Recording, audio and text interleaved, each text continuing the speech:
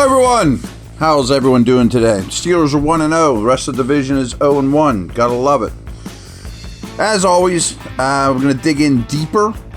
And just got word that Corliss Waitman is the Steelers' new punter. Unfortunately, Johnston is out for the year, as you probably know. He's been with the team. He's Boz familiar. He's a lefty. That's a big Belichick thing, is lefty punters, because the ball spins differently and gives returners a hard time. So I'll be honest, I'm happy it's not Harvin. So unfortunate situation, definitely the worst thing that happened over the weekend.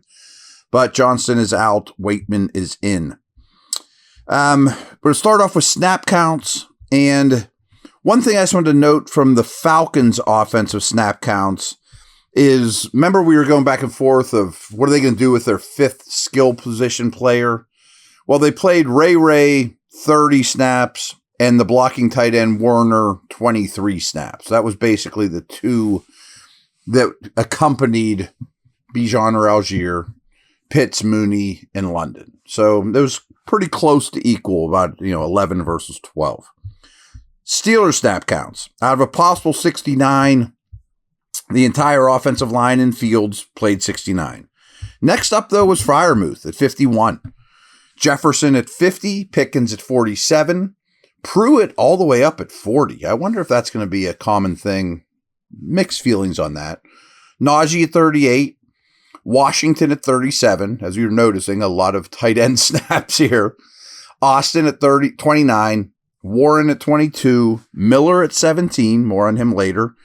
Patterson at 9, Hayward only at 5. So, again, the tight ends were 51 for Freiermuth, 40 for Pruitt, 37 for Washington, only 5 for Connor Hayward.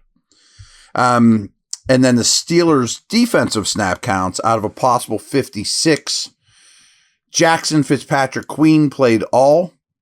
Porter missed 2. There was some slight injury there.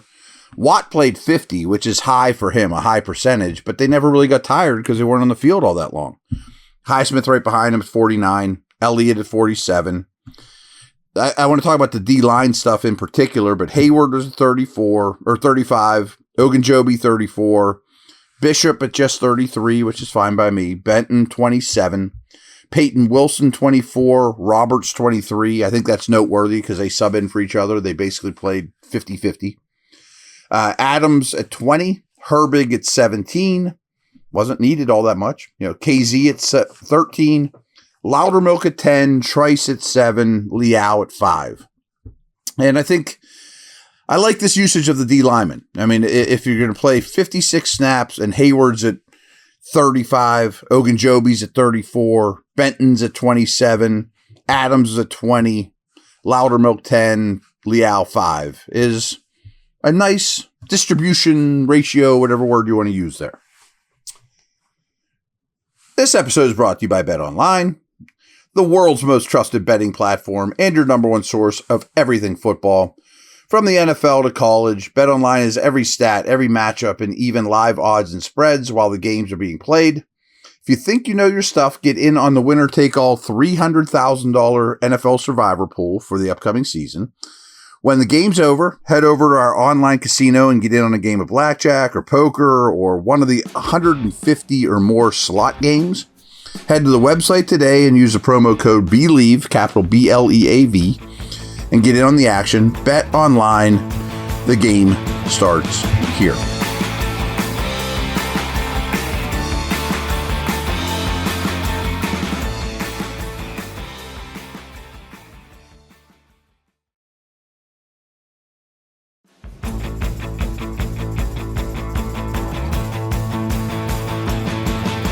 Going to wrap this thing up with just a bunch of notes. And TJ Watt recorded a sack, 2 QB hits, 2 additional pass rush wins across only 23 pass rush snaps. And he also recovered a fumble. A sack, 2 QB hits, 2 additional pass rush wins on only 23 snaps. Pass rush snaps. He forced 2 more fumbles that were negated by penalties. He also contributed 3 defensive stops against the run. And those stats don't even come close to telling the impact that he had. I mean, he was an unbelievable performance, really. Najee Harris, who ran 20 times, which is a mark he only hit last season twice.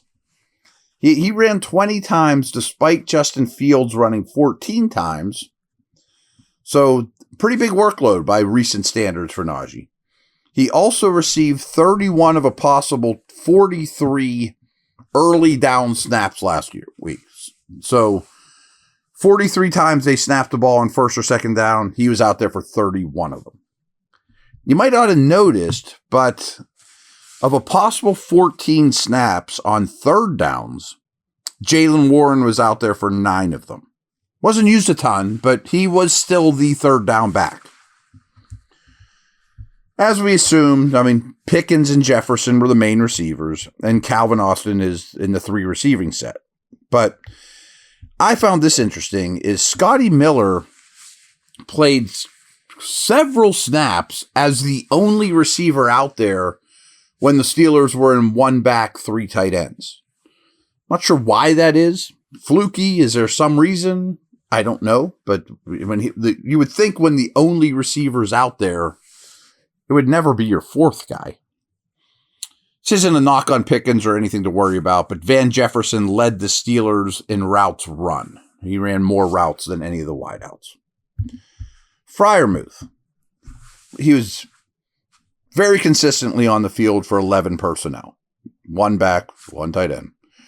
Playing 23 of a possible 29 snaps. But in 12 personnel, the primary combination was Washington and Pruitt. So when they were in 12, he only played 6 of a possible 18 snaps with 2 tight ends on the field. Strange, because that was true during the preseason too. The Steelers also had a ridiculously high number of 20 snaps in 13 personnel, which you just don't see. Maybe that's a Justin Fields-led situation. Maybe it's something we'll see a lot. I mean, 20 snaps in 13 is a ton. But Freiermuth ran a route on 75% of all Steeler pass plays, though, which is a high number, even though he wasn't out there in 12 a ton.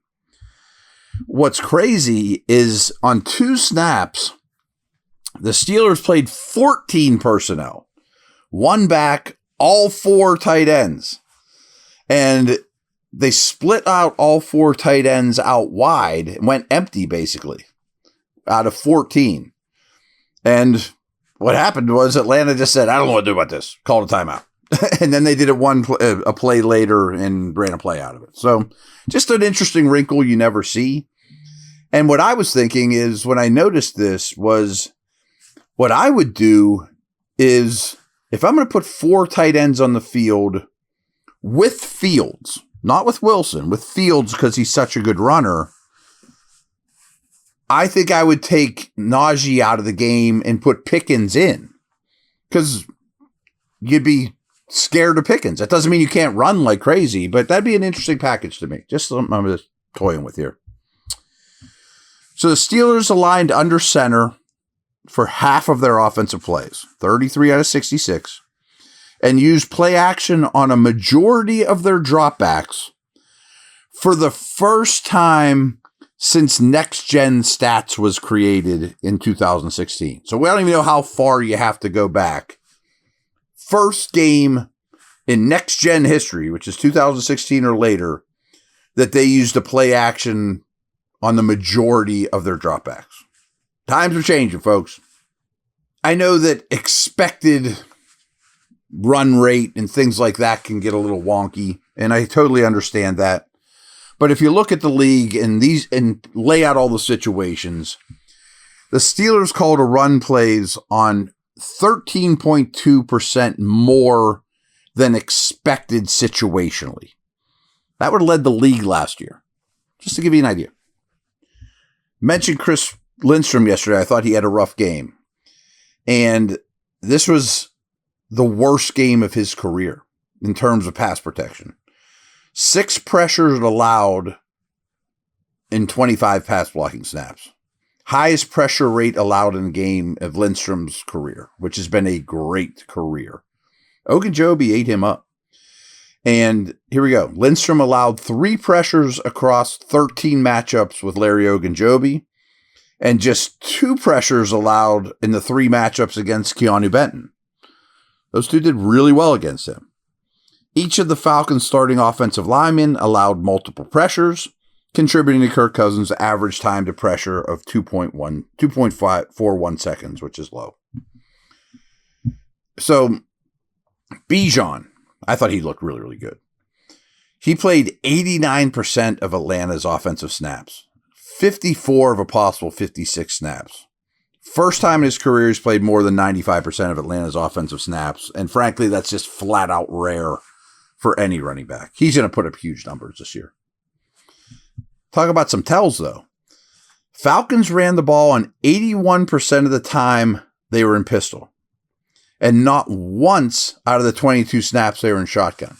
They took 22 snaps out of shotgun, didn't run the ball once out of shotgun. But when they were in pistol, 81% of the time.